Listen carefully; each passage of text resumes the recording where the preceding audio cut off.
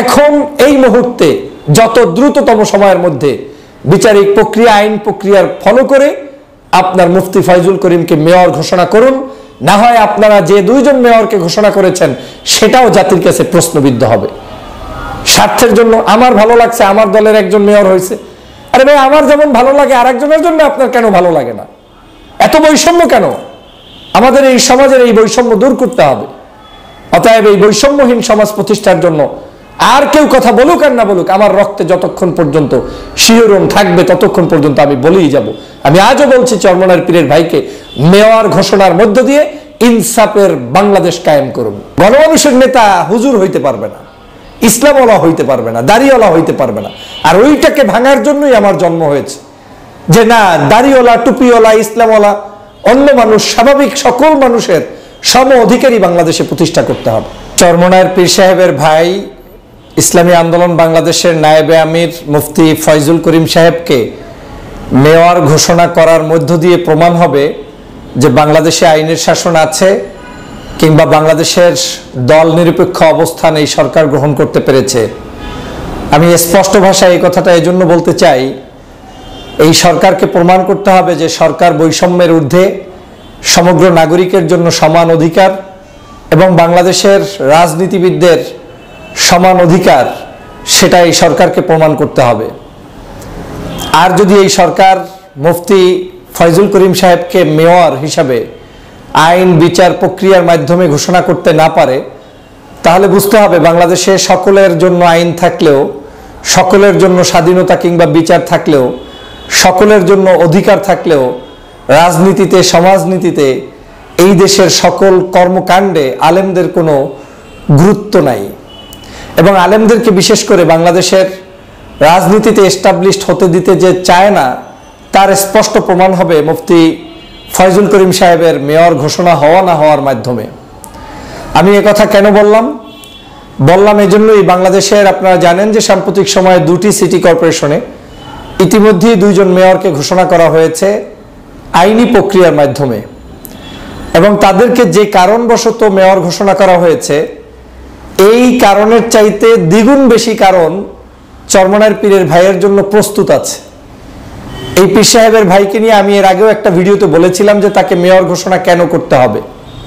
সেখানে স্পষ্ট বলেছিলাম যে তাকে একজন নির্বাচন কমিশনার যখন মন্তব্য করতে গিয়ে বলে যে তিনি কি মারা গিয়েছেন না বেঁচে আছেন, তিনি কি আদতে বেঁচে আছেন, তিনি মারা যাননি, তিনি তো মারা যাননি, মানে তিনি মারা গেলেই একটা কার্যক্রম হবে আর মারা যাওয়া পর্যন্ত অপেক্ষা করবে যে তাকে মেরে ফেলা হচ্ছে কিনা। এর চেয়ে বড় এভিডেন্স আপনার কি দরকার যে একজন প্রতিদ্বন্দ্বীকে নির্বাচন কমিশন কর্তৃক মেরে ফেলার চক্রান্ত হয়েছে, এখন মারা গেল কি গেল না, ভোট পেল কি পেল না, কত পার্সেন্ট পেল, কত পার্সেন্ট বাসকে ঢুকতে দিল না, আওয়ামী লীগ কত পার্সেন্ট কাটলো, সেটা তো আরো পরের হিসাব। প্রথমেই নির্বাচন কমিশন তার সততার জায়গাটা নষ্ট করে ফেলেছে। সেই সেন্সে এখানে যাকে ঘোষণা করা হয়েছে তাকে বাদ দিয়ে চরমনার পীরকে ঘোষণা করা উচিত, এটা একেবারে নৈতিক দায়িত্ব।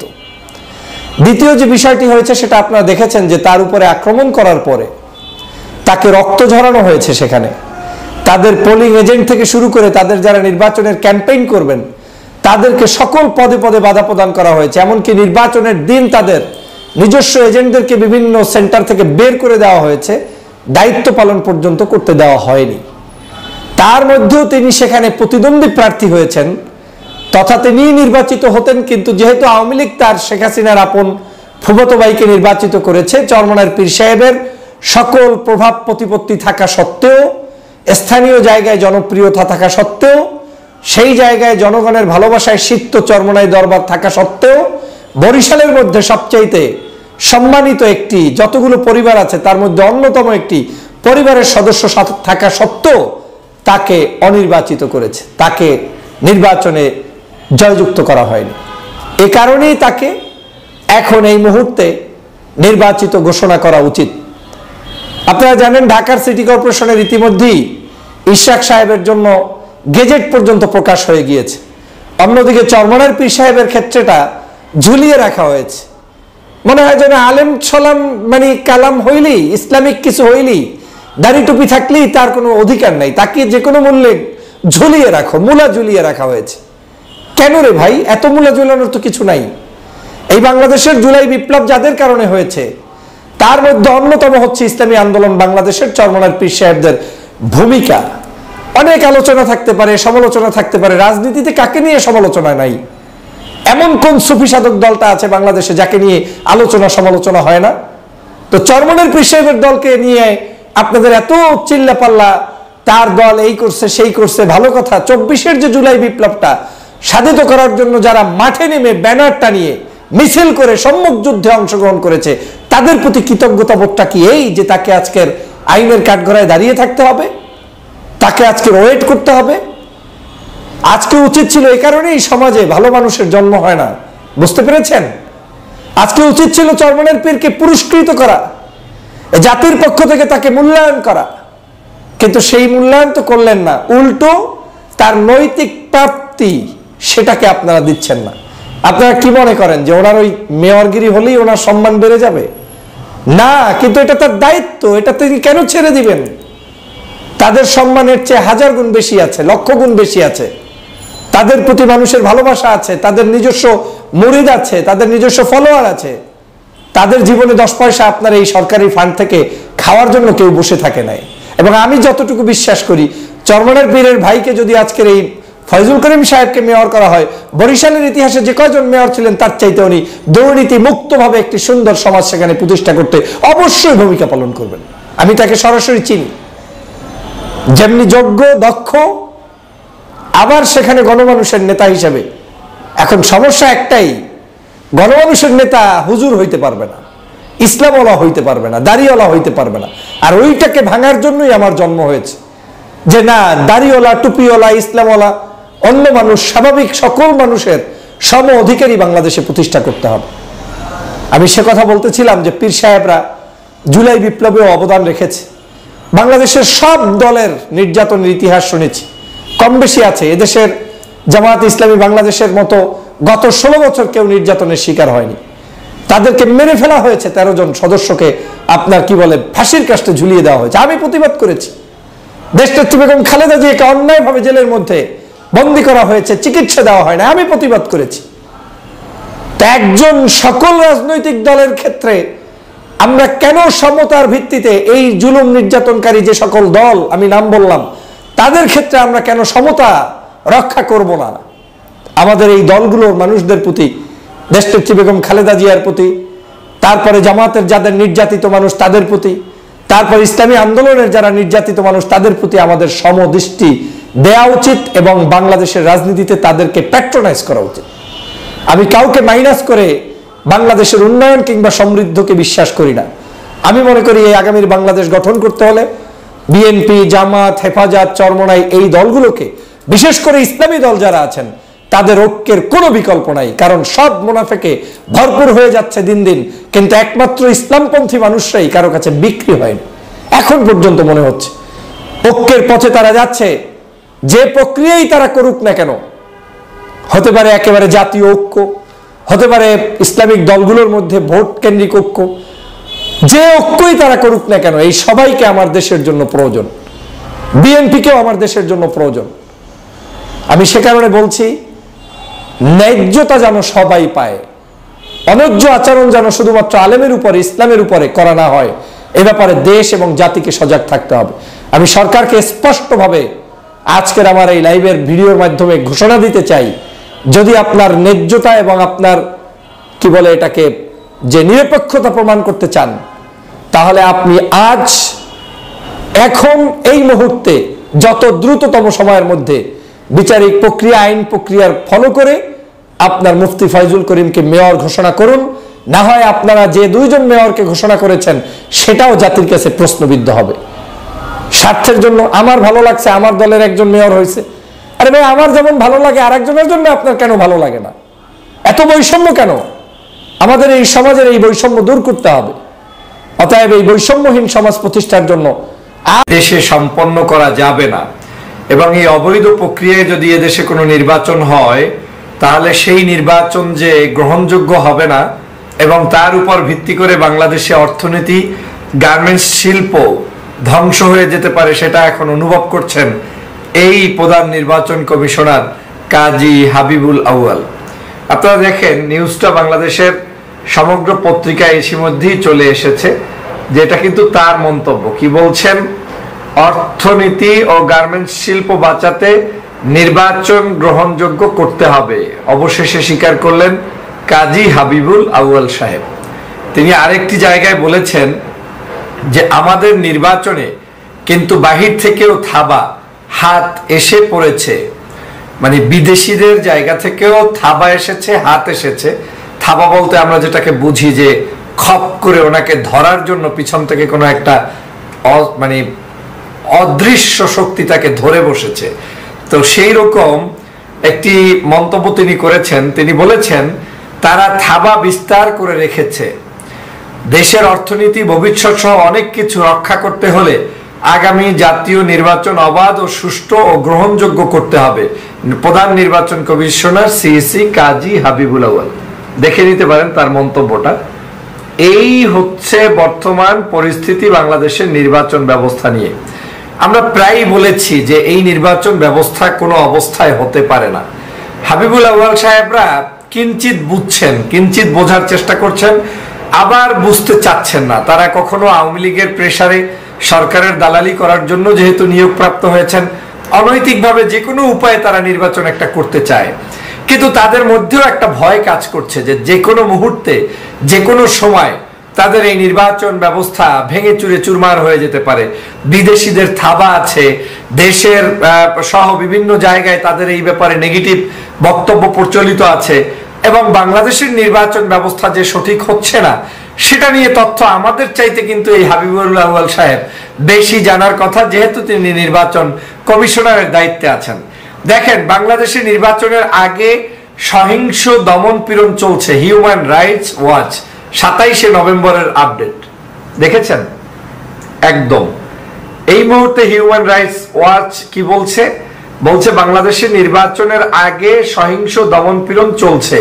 Human rights watch. এই নির্বাচন কমিশনার এখন বুঝতে পারছেন যে আসলেই তার পক্ষে এই নির্বাচন উঠিয়ে নেওয়া সম্ভব নয়। যদিও তিনি ট্রাই করছেন, নির্বাচন তিনি উঠাবেন, চেষ্টা চালিয়ে যাচ্ছেন, কিন্তু মুখ থেকে কিন্তু তার সেই সত্য কথা বের হয়ে যাচ্ছে যে যেন তেন নির্বাচন করলে কিংবা নির্বাচন সুষ্ঠু না হলে সেক্ষেত্রে উনি ভয় পাচ্ছেন যে অর্থনীতি ও গার্মেন্টস শিল্পের উপরে বড় সমস্যা আসতে পারে। আমরা শুরু থেকে বলেছি যে শুধুমাত্র এই আওয়ামী লীগ, এই ফ্যাসিবাদী সরকারের জন্য বাংলাদেশের অর্থনীতির ব্যবস্থাটা সম্পূর্ণ ধ্বংস হয়ে যাচ্ছে। আজ গার্মেন্টস সেক্টরকে হুমকির মুখে পড়তে হচ্ছে। আজ এই সেক্টরের যে অস্থিরতা বৃদ্ধি পাচ্ছে, এই সব কিছু এই ফ্যাসিবাদের কারণে। যদি এই ফ্যাসিবাদ মুক্ত বাংলাদেশ গঠন করা যেত, তাহলে আজকের এই গার্মেন্টস শিল্প সহ বাংলাদেশের যে অর্থনৈতিক কাঠামো রয়েছে সেটার দিন দিন আরো উন্নতির পথে আমরা নিয়ে যেতে পারতাম। কিন্তু আপনারা জানেন যে আমাদের দেশের এই গার্মেন্টস শিল্প নিয়ে ইতিমধ্যেই কিন্তু মন্তব্য করেছে, ইউএস থেকে করেছে, অস্ট্রেলিয়া থেকে করছে, আমেরিকা, কানাডা, যারা বহির্বিশ্ব আছে প্রত্যেকেই কিন্তু এখন এই বাংলাদেশের গার্মেন্টস শিল্পর অস্থিরতা নিয়ে কিন্তু তারা কথা বলছে। এমনকি আপনারা জানেন যে গত কয়েকদিন আগে যখন এই গার্মেন্টস শিল্পে কয়েকজন যারা কর্মকর্তা, বিশেষ করে যারা চাকরি করছেন, সেই শ্রমজীবী মানুষ, মহিলা সহ, মেয়ে মানুষ সহ, তাদেরকে আওয়ামী লীগের এই থাবা, তাদের এই আওয়ামী লীগের এই পুলিশ বাহিনী, তারা তাদেরকে গুলি করে হত্যা করেছে।